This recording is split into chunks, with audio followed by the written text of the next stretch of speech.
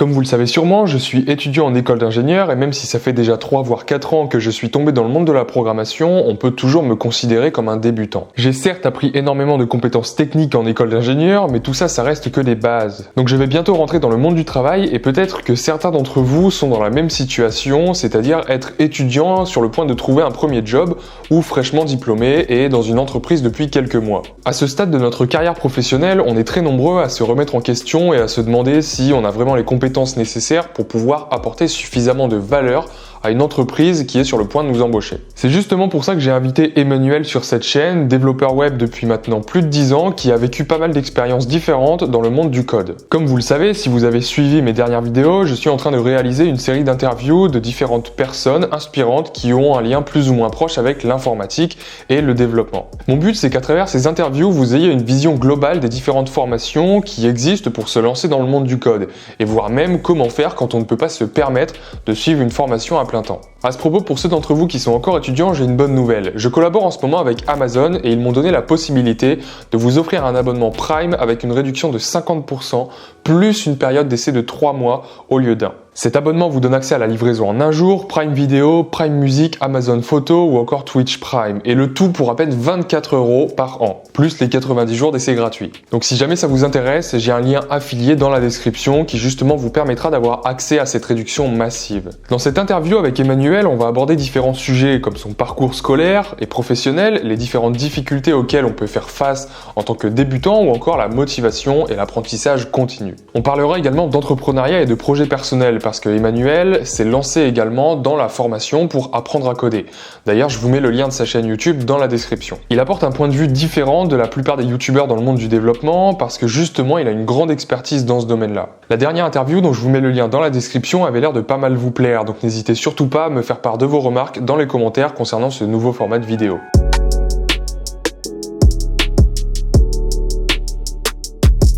Ok, donc moi en fait j'ai commencé le dev, donc c'était en terminale sur un bac STG à l'époque, donc il y avait une option gestion des systèmes d'info. Donc là on a commencé un peu à mettre les mains dans du VBA à l'époque, c'était assez drôle, ça m'a assez plu. J'ai enchaîné sur un BTS informatique de gestion, donc là j'ai pris option développeur d'application. Là clairement on a commencé à toucher un peu à PHP, l'algorithmique, toutes les bases en fait de l'informatique.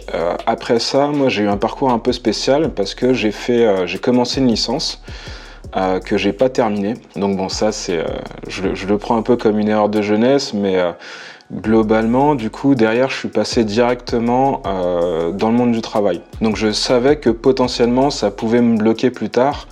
De ne pas avoir fait une école d'ingénieur ou un bac plus 5. J'ai quand même tenté parce que moi j'étais pas trop fait pour l'école. Donc voilà, ça c'est mon parcours d'un point de vue école. Ce qui est assez court, c'est quand même faisable, mais il faut quand même compenser par beaucoup de travail si on veut vraiment arriver entre guillemets à un niveau requis dans pas mal de boîtes.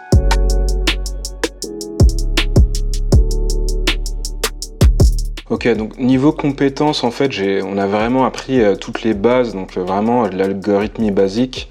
À l'époque, on faisait du .NET, donc langage C#. Pour ceux que ça intéresse, c'est plutôt une belle plateforme en plus. Donc moi, j'ai toujours continué sur ça. Et je me suis vite rendu compte que ce que j'avais appris pendant 2 ans, parce que finalement, un BTS, c'est 2 ans, c'est assez court, ce serait pas suffisant.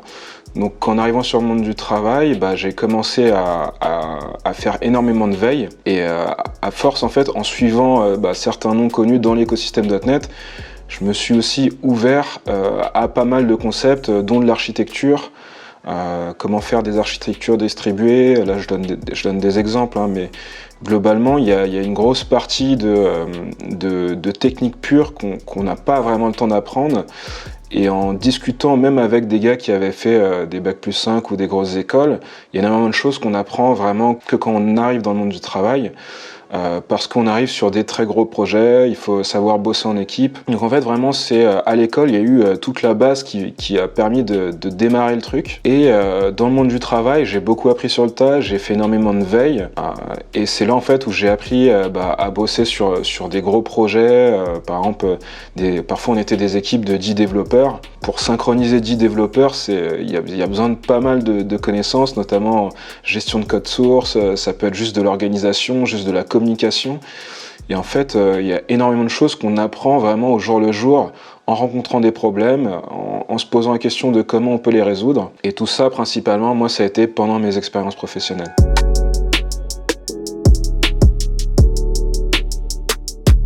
Donc ma toute première expérience professionnelle, après les stages bien sûr de BTS, j'ai fait un an d'alternance chez PSA.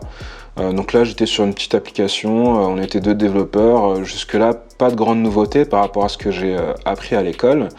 Après ça je suis parti en SS2I, ça a duré qu'une année. Et là je me suis pris en pleine face le monde du travail, avec des projets, des grosses deadlines, énormément de pression, devoir faire du support de production, mixer avec des équipes un peu partout dans le monde. Donc là ça a été très violent pour moi on va dire. Donc c'est une période qui était assez compliquée, même si j'ai énormément appris. À ce moment-là, on est vraiment une éponge quand on sort d'école, mais c'était vraiment très compliqué. Donc au bout d'un moment, j'en ai eu marre. Au bout d'un an, je suis parti donc dans une petite boîte chez un client final, donc c'était l'Argus. L'Argus, j'y ai fait 2 ans, donc petite équipe. Je retrouve un peu une bonne ambiance de travail. Avec des projets assez intéressants. Je bossais sur la partie petites annonces. Donc là, on était sur une petite équipe sur les petites annonces. Franchement, ça avançait bien. J'ai appris pas mal de choses et c'est à ce moment-là où j'ai aussi commencé à booster un peu ma veille, me former en dehors du travail, vraiment être force de proposition sur les dernières technos et vraiment essayer d'apporter des choses à mon poste et à mon équipe. Alors qu'en fait, l'expérience juste avant, je subissais vachement tout ce qui se passait en fait. Et donc à partir du moment où je me suis pris en main, j'ai commencé à me dire bon ben là il faut continuer, il faut apprendre pour pouvoir restituer, aider et avancer. C'est là où vraiment il y a eu un gros déclic dans entre guillemets ma carrière. Et après l'Argus, donc j'y ai fait 2 ans, je suis retourné en SS2I parce que j'avais besoin un peu de voir autre chose. J'avais vraiment une envie de nouveauté. Donc là c'était chez une boîte qui s'appelle MC Next, maintenant qui a été rachetée par Infini. Donc là c'est une SS2I spécialisée .NET. Ma première mission, qui a été quasiment une des seules, 3 ans et demi à la Société Générale.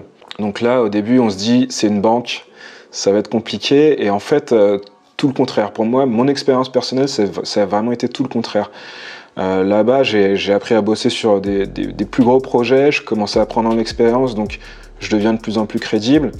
J'ai appris toute la partie qualité, donc tout ce qui est test automatisé, comment produire du code de qualité, tout ce qui est clean code, vraiment toute la partie, comme on dit, craftsmanship du métier. Et à ce moment-là, j'ai aussi découvert une autre facette du métier. Vraiment, c'est au fil de ces expériences, ça m'a vraiment apporté énormément de choses.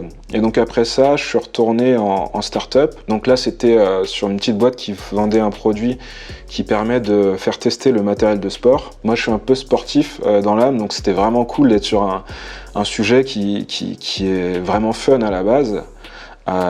Et donc bon, start-up oblige, il y a eu des petites complications et donc j'ai fait une rupture conventionnelle en début d'année. Et ça m'amène après à mes nouvelles expériences et mon nouveau challenge qui est de me créer une audience sur Internet.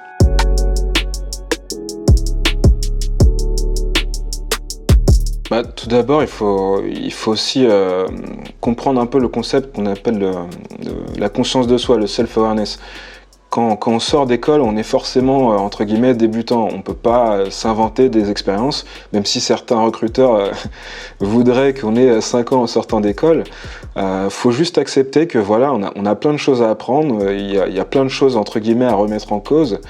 Et il faut oser en fait, faut oser, faut se lancer et ça demandera du travail, ça demandera de l'apprentissage, que ce soit au boulot ou en dehors, peu importe, il faut oser Et en fait, faut pas prendre les erreurs comme quelque chose de fini et comme la fin du chemin. En fait, c'est un peu philosophique, mais c'est juste le début. Il faut accepter de se planter. Ça arrive à tout le monde, même aux plus expérimentés. Un exemple tout bête, combien de fois ça m'est arrivé de faire exploser l'appli en production pour un truc que j'aurais mal fait. Ça arrive au début de ta carrière, ça arrivera pendant et à la fin de ta carrière aussi. Et en fait, voilà, faut juste ne pas avoir peur de faire les choses et de se planter parfois. Et par contre, le plus important, c'est après chaque problème, après chaque erreur, il faut se poser la question, ok, qu'est-ce qui a merdé, entre guillemets, qu'est-ce qui n'a pas été, et comment je pourrais m'améliorer. Et en fait, pour moi, on reconnaît un bon dev ou un bon ingénieur ou quelqu'un qui fait bien son travail. Pour moi, c'est quelqu'un qui va faire qu'une seule fois la même erreur. C'est-à-dire que ça arrive de faire des erreurs, de se planter. La question que je me pose toujours derrière, c'est comment je peux faire en sorte que ça se reproduise pas. Et souvent, on se rend compte en réfléchissant, en parlant avec des collègues, en faisant des réunions si besoin, qu'il y a toujours moyen de faire en sorte que ça ne se reproduise pas ou pas de la même ampleur. Donc voilà, c'est vraiment oser et faut pas hésiter, faut se lancer dedans et puis voilà, il faut laisser aussi faut prendre le temps d'apprendre, voilà.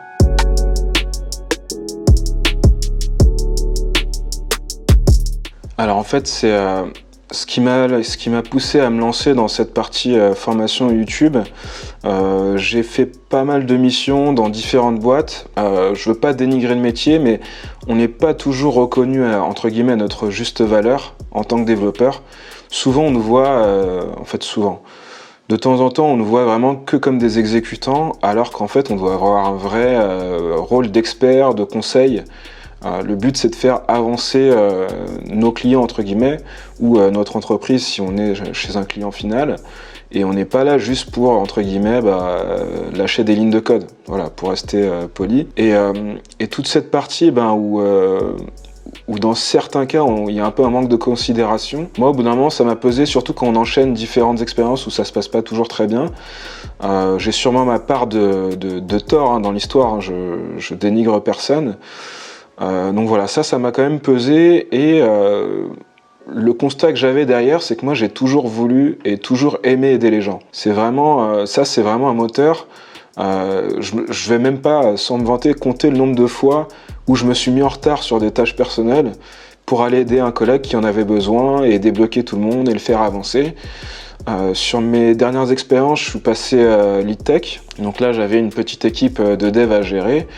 Et je me suis vraiment rendu compte que mon rôle, ou du moins la façon dont je le voyais, c'était de faire en sorte qu'il n'y ait aucun blocage pour eux, de façon à ce que l'équipe puisse avancer, quitte à parfois mouiller un peu le maillot et puis prendre du retard sur certains sujets, mais tout en faisant en sorte que ce soit fluide pour eux en fait. Parce que finalement, une fois qu'on est lead, on a quand même une petite partie de gestion et le but c'est de faire en sorte qu'ils aient aucun souci, qu'ils puissent avancer correctement. Et donc je me suis dit que pourquoi pas tenter l'aventure en fait sur la partie j'ai envie d'aider les gens. J'ai envie d'aider les gens, j'ai plein de trucs à raconter, j'ai plein de trucs à dire et je trouve que côté développeur, c'est vraiment une population qui prend pas assez la parole. Moi, je trouve que sur YouTube par exemple ou d'autres médias, on pourrait avoir bien plus de contenu et je me dis qu'on prend pas assez la parole et pourtant le nombre de personnes hyper intéressantes que j'ai croisées pendant quasiment 10 ans, je trouve qu'on devrait plus prendre la parole. Donc voilà, c'est ces deux trucs-là.